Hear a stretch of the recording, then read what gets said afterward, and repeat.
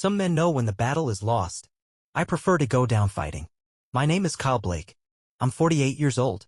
Built like a man who's spent his life throwing people out of bars and keeping the wrong ones away from the right people. Used to work as a bouncer. Now I run private security. Loyalty means everything to me, always has. It's how I was raised.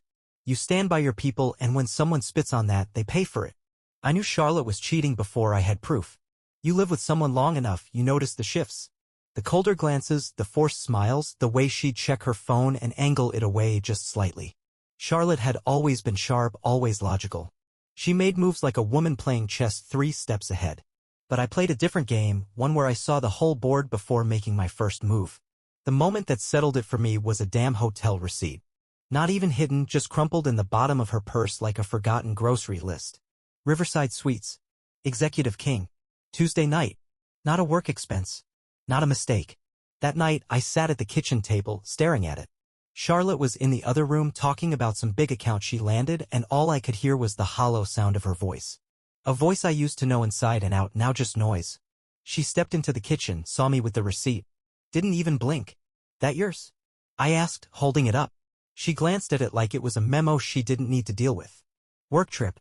I nodded slowly, folding the receipt with careful precision. Didn't realize work trips required the honeymoon suite. She sighed. Annoyed, not guilty. I don't have time for this, Kyle. That was the moment. Not the receipt, not the distance. The sheer indifference. She wasn't scared. She wasn't even trying to lie right. That told me everything I needed to know. I didn't explode. That's not my way. I just sat there, quiet, watching her like I was cataloging every move. Charlotte walked off, muttering about how she had an early meeting, and I stayed at the table, gripping that damn piece of paper like it was an enemy's throat. I thought about leaving. About grabbing a bag, throwing it in my truck, and disappearing into a bottle of whiskey somewhere. But I don't run. I've never run. This was my house. My life. If someone was leaving, it wouldn't be me. The next morning, I didn't say a word. Just watched. Studied her movements, her schedule. Charlotte always ran on precision. I knew she'd be out by 7, at the gym by 7:30, and in her office by 9. That gave me time to start finding answers. Not just suspicions, proof. I made my first stop at Jimmy's Diner, 2 blocks down. A small place still had the same checkered floors from the 70s. Jimmy Russo ran it, big guy, beard, always in an apron. He knew everyone's business, mostly because he loved to talk. Kyle, he called out as I walked in. You look like you need a coffee the size of my mortgage. I smirked, settling onto a stool. Something like that.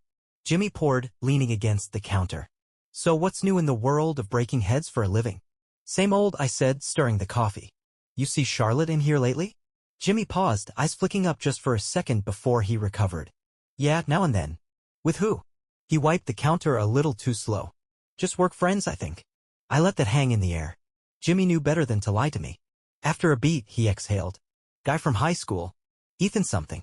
You know how it is, old flames, nostalgia. I know exactly how it is, I said, setting the mug down.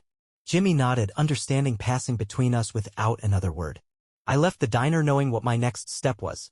I wasn't about to charge in blind, throwing accusations. No, I'd do what I did best, stay quiet, gather intel, and when the moment was right, strike. I took my time finishing my coffee, letting the information settle. Ethan Walker. The name stirred something, but I didn't dwell on it. I'd dig into that soon enough. For now, I needed someone who could turn suspicion into certainty. That's why my next stop was Toby. Toby Taglioni had been in the army before life spat him back into the civilian world. Tall, built like a brick wall, and about as talkative as one. He ran his own security outfit now, mostly private gigs for VIPs and corporate types. He answered the door with a grunt, stepping aside to let me in.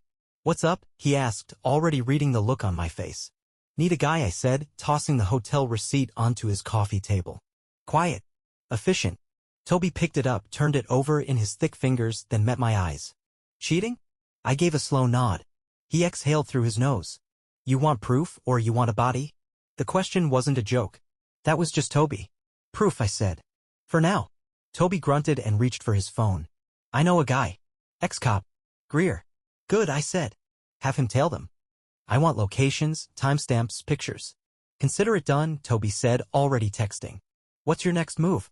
Finding out just how much of a problem this Ethan Walker is. Toby nodded, understanding without me needing to say more. That's why I trusted him. He never wasted time on useless questions. I left him to handle the surveillance while I went digging. The name Ethan Walker finally clicked about an hour later. I was parked outside a coffee shop scrolling through old Facebook posts when I found him. High school. That's where I knew him from. The guy Charlotte used to date before we met. I remembered him average-looking, played baseball, had that easygoing charm that made girls laugh too much at jokes that weren't funny. The kind of guy who peaked at 18 and spent the next 20 years wondering where it all went. Figures. By nightfall, Toby texted me, "Greer's on it. Give it a couple days." I replied with a simple thumbs up, then parked myself outside my house with a six-pack and my thoughts. Charlotte came home late. Too late. I heard her heels clicking up the driveway.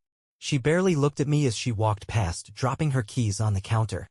"Long day," she said like it was an explanation. I took a sip of my beer. "Yeah, bet it was." She froze for half a second, then kept moving, straight up the stairs. No argument. No fight. Just silence. I sat there, finishing my beer, knowing damn well the war had already started. 2 days later, I had everything I needed. Toby called me up early in the morning, voice flat as ever. "Greer's got the photos. You want to meet, or should I just send them over?" I cracked my knuckles, staring out the kitchen window. Charlotte was already gone, off to work or wherever the hell she was really going. Meet. I want to see everything. Toby gave me an address, some out-of-the-way bar near the river. Not our usual spot, which meant he wanted privacy. Fine by me. I got there first, took a corner booth where I could see the whole room. A few regulars sat at the bar, morning drunks nursing cheap whiskey. The kind of place where nobody asked questions. Toby walked in 10 minutes later, Greer behind him. Greer looked exactly how you'd picture an ex-cop who'd seen too much, grizzled, tired eyes, permanent frown. He dropped a manila envelope on the table without a word. I opened it, flipping through the photos. There it was. Charlotte and Ethan sitting too close at some downtown restaurant. Hands brushing. His eyes locked on hers like he was still some love-struck teenager. The next one's hit harder, her hand on his arm, his on her waist, then the two of them stepping into a hotel together. Toby watched me, waiting for a reaction. I just nodded. "Good work." Greer grunted. "Want me to keep tailing them?" I tapped the stack of photos against the table, thinking, "No, this is enough." Greer shrugged. "Suit yourself." He slid out of the booth without another word, already heading for the door. Toby leaned back, arms crossed. "What's next?" I smirked. Time to start making his life hell. Toby gave a short nod, his version of approval. "Need me in on it?" "Not yet," I said. "But keep your phone on." I left the bar and drove straight to Ethan Walker's office. A high-rise in the middle of downtown, all glass and steel. The kind of place where guys like him sat in air-conditioned rooms making money off other people's sweat. I didn't bother going inside. Just parked across the street and waited. 2 hours later, he came out. Tailored suit, good haircut, walking like a man who thought the world owed him something. I let him get halfway down the block before I fell in step beside him. "Nice day, huh?" I said, voice low. Ethan flinched, turning his head. His smile faltered when he saw me. "Kyle?" He swallowed. "Didn't expect to see you here." I kept my pace slow and steady. "Yeah?" I didn't expect to see my wife sneaking into hotels, but here we are. His face went pale. He opened his mouth, but nothing came out. I nodded toward a side street quieter. "Walk." He hesitated, glancing around like maybe someone would save him. No one did. I didn't say it again, just stared him down until he got the message and started moving. We stopped in a narrow alley between buildings, out of sight but not out of earshot. I leaned in close, voice just above a whisper. "Listen carefully, Ethan. You're gonna end this. Now. You're gonna tell Charlotte it's over, you're gonna back off, and you're gonna pray I don't come knocking again." He swallowed hard. Kyle, I didn't mean." I grabbed the front of his shirt, slamming him back against the brick wall. Not hard enough to break anything, just enough to let him know I could. "Don't lie to me. You meant it. You thought you could play house with another man's wife and walk away clean." He stammered, eyes darting around. She told me things were bad between you two." I let out a short, humorless laugh. "That right? And you figured that gave you an opening?" He didn't answer, just looked anywhere but at me. I let go of his shirt and stepped back. "Here's what's gonna happen. You're done. You don't call her, don't text, don't even think about her. If I find out you're still sniffing around, I'll make sure your boss hears about your extracurricular activities." I leaned in again, voice dropping lower. "And if that doesn't work, we go to plan B." Ethan nodded so fast I thought his head might snap off. "Got it. Yeah. It's over." Good, I said, patting his cheek hard enough to make him flinch. Smart choice. I walked away without looking back, already thinking about the next move. Because this wasn't just about Ethan. Charlotte had made her choices. Now it was time for her to face the consequences. By the time I got back to my truck, my head was clear. Ethan was handled, for now. But Charlotte? That was a different story. She wasn't some nervous idiot who could be scared straight in an alley. She was calculated, logical. She'd justify what she did in that cool, detached way she handled everything. Maybe even convince herself it was my fault. I wasn't about to let her walk away clean. I parked outside our house but didn't go inside right away. Just sat there watching the place like it was a job. The lights were on in the living room. She was home early. Maybe she knew something was off. Maybe Ethan had already run to her, tail between his legs. Either way, I was done playing passive. I walked in, dropped my keys on the counter, and leaned against the fridge, arms crossed. She was sitting on the couch with a glass of wine, scrolling through her phone. She looked up, eyes flicking over me like she was gauging my mood. "You're home early," she said. "So are you." She sipped her wine, buying time. "Meetings ended early." "That right." I watched her, waiting for any sign of guilt, any crack in that polished exterior. Nothing. She set her glass down. "All right, Kyle. You've been walking around like a loaded gun all week. Just say it." I pulled the envelope from my jacket and tossed it onto the table between us. She didn't reach for it right away, just stared at it, then at me. "What's this supposed to be?" "Go ahead," I said. "Take a look." She picked it up, opened it, and for the first time in years, I saw real emotion flicker across her face. Not guilt, not shame, just the cold realization that she'd been caught. She flipped through the photos slowly, then set them down with a sigh. "Who took these?" I let out a short laugh. "That's what you care about? Not the fact that you wrecked our marriage, just how I found out." She rubbed her temples like this was some mild inconvenience. "Kyle, come on. We haven't been happy for a long time. You know that." I stepped closer, voice steady. "Maybe, but I sure as hell wasn't screwing someone else behind your back." She exhaled, shaking her head. "It wasn't like that." "No? Explain it to me then. Walk me through how you ended up in a damn hotel room with Ethan Walker." She didn't answer right away, just leaned back, watching me. "I didn't go looking for it. It just happened." "That so?" I nodded toward the photos. "Looks like you went back for seconds. And thirds." Her jaw tightened. "You really want the truth?" "Fine." I felt stuck. "Kyle, you checked out years ago. You buried yourself in work, in your own world, and I was supposed to just, what? Sit around and wait for you to notice me again." I clenched my fists, forcing myself to stay calm. "So instead of talking to me like an adult, you jumped into bed with your high school boyfriend?" She scoffed. "Oh, don't act like some victim. You've been married to your job longer than you've been married to me." I let that sit for a second, then gave her a slow nod. "All right, so that's the excuse, huh? You weren't getting enough attention, so you burned the whole thing down." She folded her arms, defensive now. "I didn't plan for this to happen." I shook my head. "Bullshit. You made choices, over and over, and now you get to live with them." She tilted her head, studying me. "What does that mean?" "It means you're out." A flicker of surprise. "You're kicking me out of my own house?" "Our house," I corrected.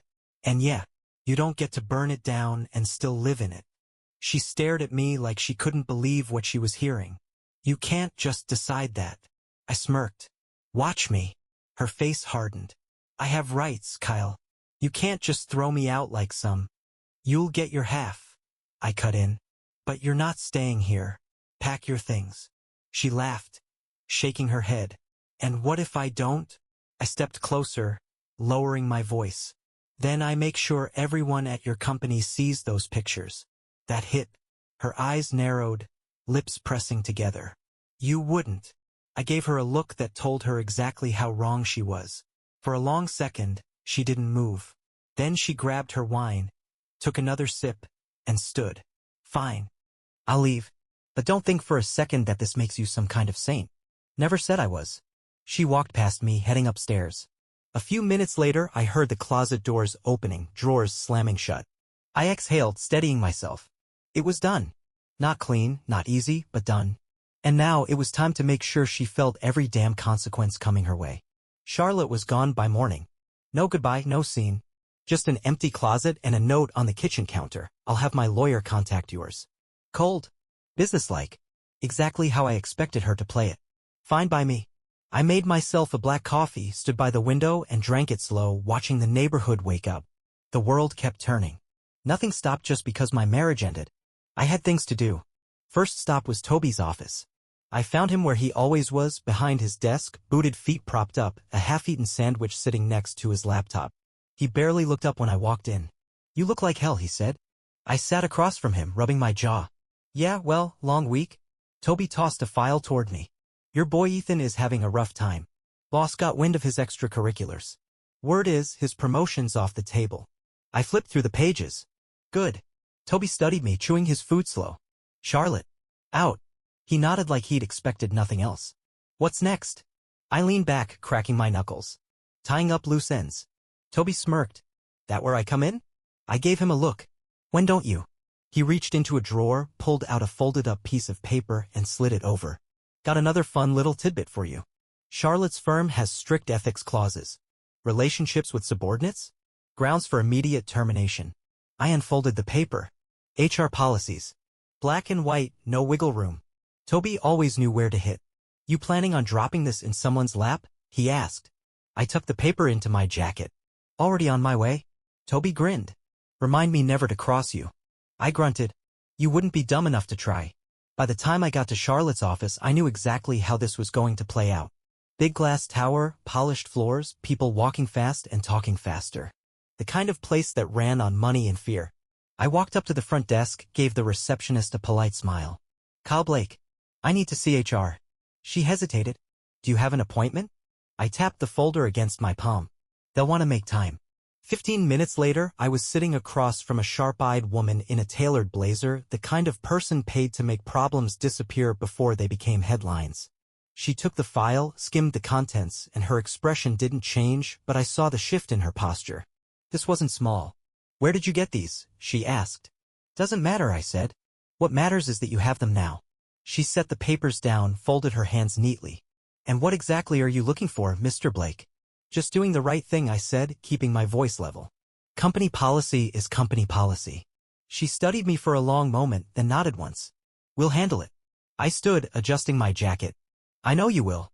By the time I was back on the street, I had a text from Toby. "She's out. Effective immediately." I exhaled slow. No satisfaction, no gloating. Just the cold, clean feeling of a job finished. She'd made her choices. Now she got to live with them. I had my own future to deal with. And I sure as hell wasn't going to waste time looking back. I didn't go home right away. Instead, I took a drive. Not aimless, but not planned either. Just miles of road and the low hum of the engine under my hands.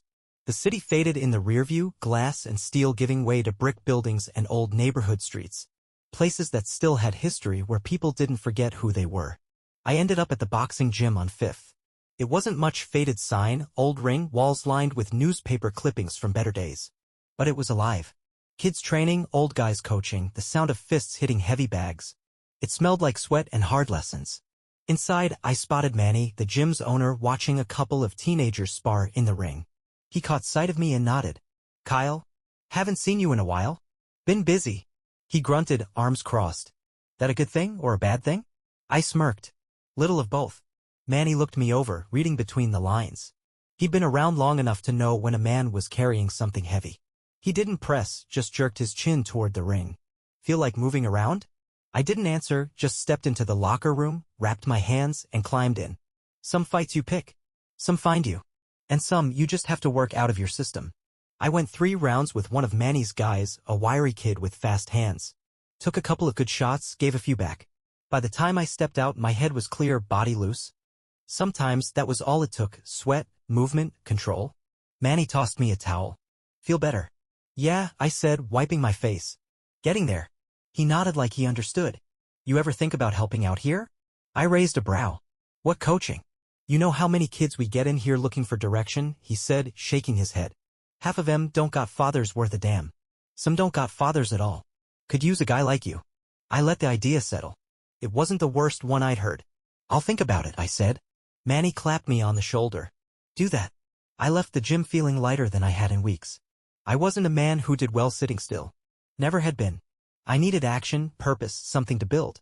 And maybe, just maybe, it was time to start looking forward instead of back. That thought followed me as I made my next stop, Ruby White Community Center. I hadn't seen her in a while, but I'd heard her name enough. People in the neighborhood respected her. She wasn't one of those charity types who did it for the recognition. She put in real work, hands in the dirt, getting things done. When I walked in, she was behind a desk, flipping through paperwork. She looked up, surprised but not unwelcome. Kyle? Didn't expect to see you here. I leaned against the counter. Yeah, well, got some time on my hands. She smiled, but there was curiosity behind it. That a good thing or a bad thing? I smirked. Little of both. She laughed, shaking her head. All right. What's on your mind? I looked around, taking in the space. Kids' drawings on the walls, a couple of volunteers sorting donations. It wasn't flashy, but it had weight. It mattered. I want to help, I said simply. Not sure how yet. But I've been thinking, maybe it's time I put my energy into something useful. Ruby studied me like she was weighing the words. Then she nodded. We could use you. Yeah? Yeah, she said. But just so we're clear, I don't need muscle. I need someone who's willing to put in the work. I chuckled. Not afraid of work. She nodded, satisfied. Then let's get started. As I walked out, the weight on my shoulders felt a little lighter. Maybe not gone, not yet. But lighter. Charlotte was in the past. Ethan was handled. And me? I was finally moving forward. 6 months later, I was exactly where I was supposed to be. The security firm was running strong. Toby and I had more work than we could handle and the right kind of clients, the ones who paid well and didn't waste our time. The community center had become part of my routine, a couple of nights a week, working with kids who needed something solid in their lives. Some of them learned fast, some needed more time, but they all needed someone who wasn't going to walk out on them. Charlotte? She was gone. Last I heard, she'd left town, probably trying to rebuild somewhere else. After the HR mess, no firm in the city would touch her. Ethan didn't last much longer at his job either. He didn't get fired outright, but promotions dried up, his reputation sank, and eventually he moved on too. Probably back to some smaller pond where he could be a big fish again. Didn't matter. They weren't my problem anymore. Ruby and I had settled into something easy. No games, no guessing. She didn't need saving, and I wasn't looking for anyone to fix me. Just two people who understood what it meant to build something real. It was good. Solid. No rush. One night, after a long day, I sat in my office, feet up on the desk, flipping through paperwork when Toby walked in, tossing a folder onto the desk. Another contract, he said, dropping into the chair across from me. I glanced at it. Big money? Decent, he said. Nothing we can't handle. I smirked. That's all I need to hear? He leaned back, arms crossed. So, that's it then? The whole thing with Charlotte, Ethan, all wrapped up nice and clean. I picked up the folder, flipping through it. Not my story anymore. Toby nodded like he'd been waiting to hear me say it. Hell of a way to close a chapter. I set the folder down, exhaling slow. Yeah, but I don't live in the past. Toby grinned. Good. Because we've got work to do. He stood, heading for the door, then paused. By the way, Jimmy asked about you. Said he's got some new conspiracy theory about the city council.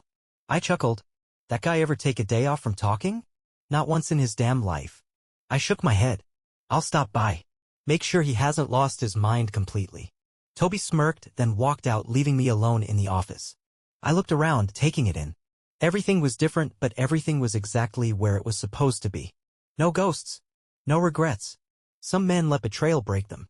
Some use it as fuel. Me? I built something better. And I wasn't looking back.